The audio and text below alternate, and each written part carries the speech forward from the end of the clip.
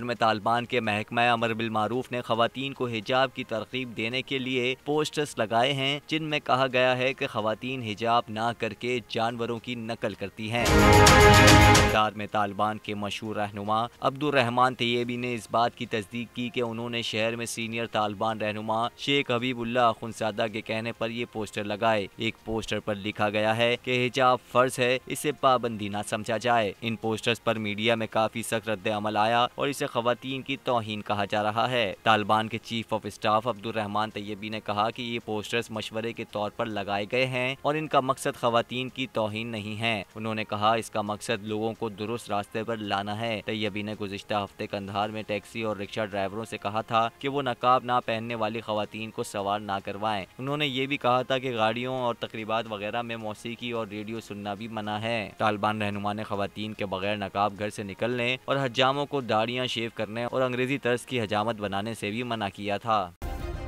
Subscribe करें और bell दबाएं ताकि कोई खबर रह न जाए।